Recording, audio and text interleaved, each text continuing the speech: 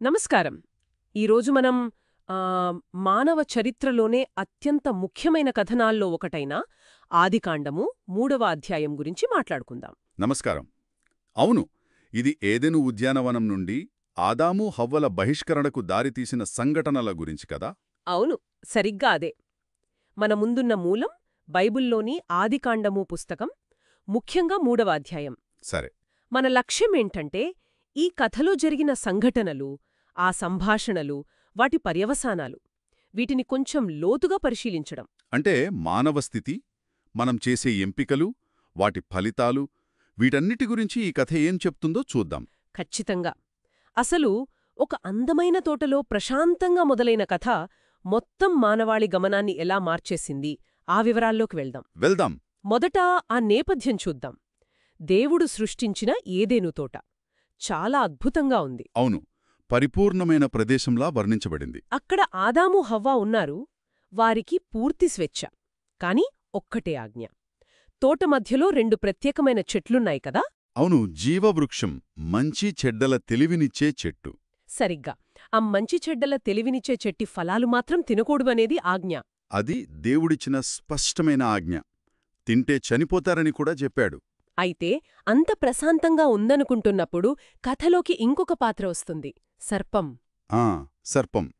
ఆదికాండము 3వ అధ్యాయం 1వ వచనం. దీన్ని దేవుడు చేసిన జంతువులన్నిట్లోకి యుక్తిగలదిగా చెప్తుంది. ఈ యుక్తి అంటే కేవలం తెలివేనా, లేక ఇంకేదైనా ఉందా? అది కేవలం తెలివితేటల కంటే కొంచెం ఎక్కువ అనిపిస్తుంది. హిబ్రూ పదాన్ని చూస్తే దానికి మోసపూరితమైన తెలివి, చమత్కారం, నేర్పు అనే అర్థాలు కూడా ఉన్నాయి. అంటే ఏదో కుయుక్తిలాంటిదా? అలాగే అనుకోవచ్చు. ఇక్కడ యుక్తి అంటే దేవుడి ఆజ్ఞను చాలా తెలివిగా ప్రశ్నించే సామర్థ్యం, దేవుడి ఉద్దేశంపైనే సందేహాలు రేకెత్తించే నేర్పు. ఓ, ఇంకో విషయం, సర్పం నేరుగా స్త్రీతో మాట్లాడడం మొదలుపెట్టింది కదా, ఆదాముతో కాదు. అవును, అది గమనించాల్సిన విషయం. ఎందుకలా చేసిందనేది మూలంలో స్పష్టంగా లేదు, కానీ రకరకాల వ్యాఖ్యానాలున్నాయి. ఏమయ్యుండొచ్చు? బహుశా ఆమె సంభాషణకు కొంచెం సులువుగా స్పందిస్తుందని అనుకుందేమో, లేదా ఆజ్ఞ నేరుగా ఆదాముకి ఇవ్వబడింది కాబట్టి ఆమెకు దానిమీద పూర్తి అవగాహన లేదేమో అని ఊహించి ఉండొచ్చు. ఏదేమైనా సంభాషణ మొదలైంది. సర్పం చాలా తెలివిగా అడిగింది. నేరుగా అడగకుండా ఒక సందేహంలా, ఈ తోట చెట్లలో దేని ఫలములనైననూ మీరు తినకూడదని దేవుడు నిజంగా చెప్పెనా అని. చూశారా, ఆ ప్రశ్నలోనే ఒక వక్రీకరణ ఉంది. దేవుడు ఒక్క చెట్టు గురించే చెప్పాడు, కానీ సర్పం ఏ చెట్టు ఫలాలను అన్నట్టు అడిగింది. దేవుణ్ణి కఠినుడుగా చూపించే ప్రయత్నం. అవును, దానికి స్త్రీ సమాధానమిచ్చింది. తోటలోని చెట్ల ఫలములు మేము తినవచ్చును, అయితే తోట మధ్య ఉన్న చెట్టు ఫలములను గూర్చి దేవుడు మీరు చావకుండునట్లు వాటిని తినకూడదనియూ వాటిని ముట్టకూడదనియూ చెప్పెను అని. ఇక్కడ ఒక చిన్న విషయం గమనించాలి. స్త్రీ సమాధానంలో దేవుడిచ్చిన అసలు ఆజ్ఞకు కొంచెం తేడా ఉంది. అవునా? ఏంటది? దేవుడు ఆదికాండం 2:17లో కేవలం తినకూడదు అని చెప్పాడు, కాని హవ్వ తన సమాధానంలో ముట్టకూడదు అని కూడా కలిపింది. ఓ, నిజమే కదా. ఎందుకలా కలిపిందంటారు? ఆజ్ఞను అతిగా అర్థం చేసుకుందా, లేక దాని తీవ్రతను చెప్పడానికా? కారణం ఏదైనా కావచ్చు. బహుశా ఆజ్ఞను మరింత బలంగా పాటించాలనే ఉద్దేశంతో అలా అనుండొచ్చు. కాని ఈ చిన్న మార్పు, ఈ అదనపు మాట సర్పానికి ఒక అవకాశం ఇచ్చింది. ఎలా? బహుశా దేవుడి మాటల మీద ఆమెకు 100% స్పష్టత లేదేమో, లేదా ఆమె దాన్ని కొద్దిగా మార్చి అర్థం చేసుకుందేమో అని సర్పం గ్రహించుండొచ్చు. అందుకే వెంటనే మరింత ధైర్యంగా మాట్లాడింది. అవును, వెంటనే మీరు చావనే చావరు అని ఖరాఖండిగా చెప్పేసింది. అంతేకాదు, దేవుడు ఉద్దేశాన్నే ప్రశ్నించింది. ఎందుకంటే మీరు ఆ పండు తిన్న రోజున మీ కన్నులు తెరవబడతాయని, అప్పుడు మీరు మంచి చెడ్డలను ఎరిగి దేవతల వలె ఉందురని దేవునికి తెలియను అని చెప్పింది. అంటే దేవుడు మీకు ఏదో మంచి జరగకుండా, మీరు ఉన్నత స్థితికి రాకుండా కావాలనే ఆపుతున్నాడన్నట్టు చెప్పింది. ఖచ్చితంగా. ఇది చాలా శక్తివంతమైన శోధన. 3 రకాలుగా పనిచేసింది. 1, చావు భయాన్ని తీసేసింది, చావనే చావరు. 2, జ్ఞానాన్ని ఆశ చూపింది, కన్నులు తెరవబడతాయి, మంచి చెడ్డలు తెలుస్తాయి.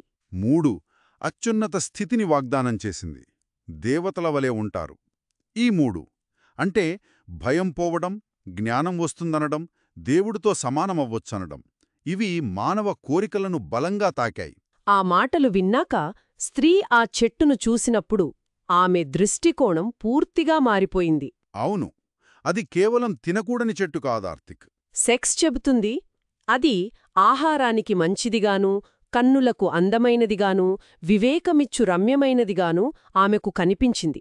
చూడండి, 3 కారణాలు: భౌతిక అవసరం, ఆహారం; సౌందర్య ఆకర్షణ, అందం; మేధోపరమైన కోరిక, వివేకం.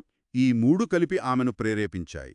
అప్పుడు ఆమె ఆ పండును తీసుకుని తిన్నది. అంతేనా? లేదు, తన భర్తకు కూడా ఇచ్చింది. అతడు కూడా తిన్నాడు, ఎలాంటి సంకోచం లేకుండా. ఇది చాలా కీలకం. మూలం ప్రకారం ఆ సమయంలో ఆదాము ఆమెతోనే ఉన్నాడు. ఆమె ఇస్తున్నప్పుడు ఆయన ఏమీ అడగలేదు, వద్దనలేదు, తీసుకుని తిన్నాడు. అంటే ఇద్దరిదీ బాధ్యతే. ఖచ్చితంగా ఆజ్ఞాతిక్రమణలో ఇద్దరిదీ సమభాగస్వామ్యముంది. కేవలం స్త్రీని నిందించలేం. ఇద్దరూ ఆ ఎంపిక చేసుకున్నారు. సరే, పండు తిన్నారు. ఆ తర్వాత తక్షణమేం జరిగింది? సర్పం చెప్పినట్టుగానే వారి కన్నులు తెరవబడెను. అంటే దేవతల వలె అయ్యారా? అక్కడే ఉంది అసలు విషయం. దేవతల వలె అవ్వలేదు. బదులుగా వారు తాము దిగంబరులమని, అంటే నగ్నతగా ఉన్నామని తెలుసుకున్నారు. ఓహ్! వెంటనే సిక్కుపడి అంజూరుపాకులు కుట్టుకుని కచ్చడాలు చేసుకున్నారు. అంటే కన్నులు తెరవడమంటే ఇదేనా? జ్ఞానమంటే నగ్నతను తెలుసుకోవడమా? ఇది కథలోని ఒక వ్యంగ్యం. వాగ్దానం చేసిన జ్ఞానం వచ్చింది, కాని అది వారు ఊహించిన రూపంలో రాలేదు. అది అమాయకత్వం కోల్పోవడంతో పాటు వచ్చింది. ఈ నగ్నత గురించిన కొత్త అవగాహన, సిగ్గు, అభద్రతాభావం ఇవన్నీ అంతకుముందు లేవు. అంటే ఇది కేవలం భౌతిక నగ్నత గురించే కాదు. కాదు, వారి అంతర్గత స్థితిలో వచ్చిన మార్పు. దేవునితో వారికున్న సంబంధంలో వచ్చిన మార్పునకు ఇది ఒక ప్రతీక. తమను తాము కప్పుకోవాలనే ప్రయత్నం. అదే ఆ కొత్తగా వచ్చిన సిగ్గు, పాపభావనకు మొదటి సూచన. ఆ తర్వాత వాళ్ల ప్రవర్తనలో ఇంకా మార్పొచ్చింది గదా? అవును, చల్లపూట తోటలో దేవుడు నడుచే శబ్దం వినిపించింది. అప్పుడు ఆదాము, హవ్వ దేవుడి దగ్గరికి వెళ్లలేదు, ఆయనకు కనబడకుండా చెట్ల మధ్య దాక్కున్నారు. చూశారా? ఇంతకు ముందు దేవునితో సహవాసం చేసినవాళ్లు ఇప్పుడు ఆయన శబ్దం వింటేనే భయపడి దాక్కుంటున్నారు. ఇది పాపం వల్ల వచ్చిన తక్షణ పర్యవసానం. దేవుడి నుంచి దూరం జరగడం, భయం. అవును, సహవాసం స్థానంలో భయం, ఎడబాటు వచ్చాయి. ప్రేమ, గౌరవం స్థానంలో అపరాధ భావన, భయం. అప్పుడు దేవుడు పిలిచాడు, ఆదామూ, నీవెక్కడున్నావు అని. దేవునికి తెలీదా ఆదాం ఎక్కడున్నాడో? తెలుసు, కాని అది సమాచారం కోసం అడిగిన ప్రశ్న కాదు. అది ఆదాము తన స్థితిని గుర్తించి ఒప్పుకోవడానికి, బాధ్యత తీసుకోవడానికి దేవుడిచ్చిన ఒక అవకాశం. తోటలో నీ స్వరము నేను వినినప్పుడు దిగంబరినిగా నుంటిని గనుక భయపడి దాగుకొంటిని అన్నాడు. అప్పుడు దేవుడు సూటిగా అడిగాడు, నీవు దిగంబరివని నీకు తెలిపిన వాడెవడు? తినవద్దని నేను నీకాజ్ఞాపించిన వృక్షఫలములు తింటివా అని. ఇక దాచటానికేమీ లేదు, ఒప్పుకోవాలి. కాని ఆదామేం చేశాడు? ఇక్కడే ఆ మానవ స్వభావంలోని మరో కోణం బయటపడింది. నేరుగా అవును తిన్నాను, క్షమించు అనలేదు. ఏమన్నాడు? నాతో నుండుటకు నీవు నాకిచ్చిన ఈ స్త్రీయే ఆ వృక్షఫలములు కొన్ని నాకియ్యగా నేను తింటిని అన్నాడు. ఓరి నాయనో! అంటే నింద మొత్తం స్త్రీ మీదకు నెట్టేశాడు. అంతేకాదు, నీవు నాకిచ్చిన స్త్రీ అనడంలో పరోక్షంగా దేవుణ్ణే ప్రశ్నించినట్టుంది. నువ్వు ఈమెనివ్వకపోతే ఈ గొడవ ఉండేది కాదు అన్నట్టు. బాధ్యత నుంచి పూర్తిగా తప్పుకున్నాడు. ఇది చాలా సహజంగా అనిపిస్తుంది. అంటే మనలో చాలామంది చేసే పనే కదా, తప్పు చేసి ఇతరులను నిందించడం. ఖచ్చితంగా. ఇది ఈ కథ చెప్పే ఒక ముఖ్యమైన విషయం. బాధ్యత నుండి తప్పించుకోవడం. ఆ తర్వాత దేవుడు స్త్రీని అడిగాడు, నీవు చేసినది ఏమిటి అని. ఆమెం చెప్పింది? ఆమె కూడా బాధ్యత తీసుకోలేదు. సర్పము నన్ను మోసపుచ్చినందున తింటిని అంది. ఆదాము స్త్రీని, స్త్రీ సర్పమును నిందించారు. ఎవరూ తమ ఎంపికకు నిలబడలేదు. ఈ నిందారోపణల తర్వాత దేవుడిక తీర్పులు, అంటే ఆ చర్యల పర్యవసానాలను ప్రకటించడం మొదలుపెట్టాడు. మొదట సర్పానికి. అవును. సర్పంతో దేవుడన్నాడు, నీవు ఇది చేసినందున పశువులన్నిటిలో, భూజంతువులన్నిటిలో శపించబడిన దానవై నీ కడుపుతో ప్రాకుదువు, నీ బ్రతుకుదినములన్నీ మన్ను తిందువు. ఇంకా మరియు నీకును స్త్రీకిని, నీ సంతానమునకును ఆమె సంతానమునకును వైరము కలగజేసేదును. అది నిన్ను తలమీద కొట్టును, నీవు దానిని మడిమి మీద కొట్టుదువు అన్నాడు. ఈ వైరము, ఈ శత్రుత్వం, దీనికేమైనా ప్రత్యేక అర్థముందా? చాలామంది దీన్ని కేవలం భౌతిక శత్రుత్వంగా కాకుండా ఒక దీర్ఘకాలిక ఆధ్యాత్మిక సంఘర్షణకు సూచనగా చూస్తారు. ఆమె సంతానం తరచుగా క్రీస్తుకు సూచనగా వ్యాఖ్యానిస్తారు. అంతిమంగా సర్పంపై, పాపం, చెడు శక్తులపై విజయం సాధిస్తుందనే ఒక ఆశకిరణం కూడా ఇందులో కనిపిస్తుంది. ఓ తర్వాత స్త్రీవంతు, ఆమెతో దేవుడు. ఆమెతో, నీ ప్రయాసమును నీ గర్భవేదనను నేను మిక్కిలి హెచ్చించేదను, వేదనతో పిల్లలను కందువు, నీ భర్త ఎడల నీకు వాంఛ కలుగును, అతడు నిన్ను ఏలును. అంటే ప్రసవవేదన పెరగడం, పిల్లలను కనడంలో కష్టం రావడం, ఇవి పర్యవసానాలు. మరి ఆ అతడు నిన్ను ఏలును అనే మాట అది సంబంధాలలో వచ్చిన మార్పును సూచిస్తుందనంటారు. పాపం రాకముందు బహుశా సమానత్వం ఉండొచ్చు, కాని పాపం తర్వాత సంబంధాలలో ఒక అధికారక్రమం, అసమానత ప్రవేశించాయని కొందరు వ్యాఖ్యానిస్తారు. జీవాన్నిచ్చే ప్రక్రియలోనే బాధ, అలాగే సంబంధాలలో కూడా మార్పు. చివరగా ఆదాము. అతనితో దేవుడు ఆదాముతో ఇలా అన్నాడు, నీవు నీ భార్యమాట విని తినవద్దని నేను నీకాజ్ఞాపించిన వృక్షఫలములు తింటివి గనక నీ నిమిత్తము నేల శపింపబడియున్నది. ప్రయాసముతోనే నీవు బ్రతుకు దినములన్నీయూ దాని పంట తిందువు. అంటే కష్టపడితేగాని తిండి దొరకదు. అవును. ఇంకా అది ముళ్లతుప్పలను గచ్చపొదలను నీకు మొలిపించును, పొలములోని పంట తిందువు. నీవు నేలకు తిరిగి చేరువరకు నీ ముఖపు చెమట కార్చి ఆహారము తిందువు. ఏలేనగా నేల నుండి నీవు తీయబడితివి, నీవు మన్నే గనక తిరిగి మన్నైపోదువని చెప్పును. ఇక్కడ మనిషికి ప్రకృతికి మధ్య ఉన్న సంబంధం దెబ్బతిన్నట్టు స్పష్టంగా కనిపిస్తోంది. నిజమే. సామరస్యం పోయి పోరాటం వచ్చింది. జీవనోపాధి కోసం నిరంతర శ్రమ. నేలకూడా సహకరించదు, ముళ్లను మొలిపిస్తోంది. అంతేకాక ఆ చివరి మాటలు, నీవు మన్నైపోతావు. అంటే మరణం, మర్త్యత్వమనేది మానవ జీవితంలోకి ఖచ్చితంగా ప్రవేశించిందని చెప్పడం. అవును. కష్టం, పోరాటం, మరణం ఇవి పాపం వల్ల మానవానుభవంలో భాగమయ్యాయి. ఈ తీర్పుల తర్వాత 2 ఆసక్తికరమైన విషయాలు జరిగాయి. ఒకటి, ఆదాము తన భార్యకు హవ్వా అని పేరు పెట్టాడు. అవును. జీవముగల ప్రతివానికిమీ ఆమె తల్లి. బహుశా ఇది భవిష్యత్తు మీద జీవం కొనసాగుతుందనే నమ్మకంతో పెట్టిన పేరేమో. రెండోది, దేవుడే స్వయంగా వారికి చర్మపు చొక్కాలు చేసి తొడిగించాడు, వారు చేసుకున్న ఆకుల కచ్చడాలు తీసేసి. ఇది చాలా ముఖ్యమైనది.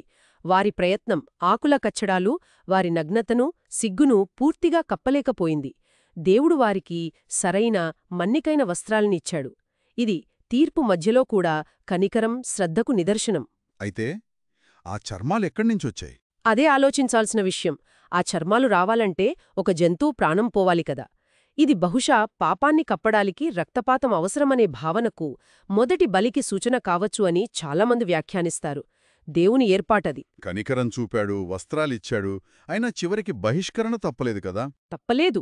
దేవుడిలా అనుకున్నాడు, ఇదిగో మంచి చెడ్డలను ఎరుగునట్లు ఆదాము మనలో ఒకని వంటివాడయను, కాబట్టి అతడు ఒకవేళ తన చెయ్యి చాచి జీవవృక్ష ఫలమును కూడా తీసుకొని తిని నిరంతరమూ జీవించునేమో. అంటే వాళ్ళు పాపపు స్థితిలోనే శాశ్వతంగా జీవించకూడదని దేవుడు అనుకున్నాడా? అవును. అదే బహిష్కరణకు ముఖ్య కారణం. వారు తమ పాపములో, దేవుని నుండి దూరమైన స్థితిలో శాశ్వతంగా ఉండిపోకుండా నిరోధించడం. ఒక రకంగా అది వారిని మరింత భయంకరమైన పరిస్థితి నుంచి కాపాడటమే. పాపంలో అమరత్వం కంటే మరణమే నయం అనే పరిస్థితిని నివారించడం. అందుకే వారిని ఏదెను తోట నుండి బయటకు పంపించేశాడు. పంపించడమే కాదు, ఆ తోటకు తిరిగి వెళ్లే దారిని కూడా మూసేశాడు. అవును.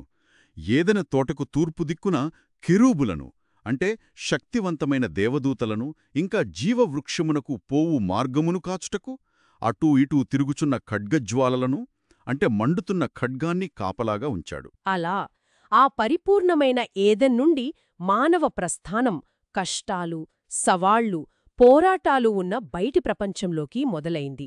సరే, ఈరోజు మనం ఆదికాండము 3వ అధ్యాయంలోని ముఖ్యమైన ఘట్టాలన్నిటినీ చూశాం. సర్పం శోధన, ఆదాము హవ్వల ఎంపిక, ఆజ్ఞ మీరడం, దానివల్ల వచ్చిన సిగ్గో, భయం, దేవుడి నుంచి దూరం కావడం, ఒకరినొకరు నిందించుకోవడం, ఆ తర్వాత దేవుడిచ్చిన తీర్పులనండి, పర్యవసానాలనండి, ఆ శాపాలు, చివరగా ఏదెను తోట నుండి బహిష్కరణ, తిరిగి వెళ్లకుండా కాపల ఏర్పాటు చేయడం. ఈ మొత్తం కథనం నుంచి మనం నేర్చుకోవాల్సిందేంటి? కొన్ని ముఖ్యమైన పాయింట్స్ చెప్పగలరా? ఒకటి, ఎంపిక చేసుకునే స్వేచ్ఛ మనకుంది, కాని ప్రతి ఎంపికకు పర్యవసానం ఉంటుందని గుర్తుంచుకోవాలి. 2 పాపమంటే కేవలం ఒక రూల్ బ్రేక్ చేయడం కాదు. అది దేవునితో సంబంధాన్ని దెబ్బతీస్తుంది, భయాన్ని, దూరాన్ని పెంచుతుంది. నిజమే. 3 మన మానవ స్వభావంలోనే శోధనకు లొంగడం, బాధ్యతను తప్పించుకోవడం లాంటి బలహీనతలున్నాయని ఈ కథ చూపిస్తుంది. 4 తీర్పున్నప్పటికీ దేవుని కనికరం, ఏర్పాటు కూడా ఉంది. ఆ చర్మపు చొక్కాలలాగా. చాలా లోతైన విషయాలున్నాయి నిజంగా. ముగింపుగా శ్రోతలకు ఒక ఆలోచన రేకెత్తించే ప్రశ్న వేద్దాం. తప్పకుండా. ఈ మూలం ప్రకారం మంచి చెడుల జ్ఞానాన్ని పొందటం, అది చివరికి మానవాళికి మంచి చేసిందా, చెడు చేసిందా? లేక జ్ఞానం, స్వేచ్ఛ అనే వాటికి మనం చెల్లించాల్సిన వెల ఇది అని ఈ కథ చెబుతోందా? దీని గురించి ఆలోచించాలి కదా. అవును, అది చాలా కీలకమైన ప్రశ్న. దానిమీద ధ్యానించడం మంచిది.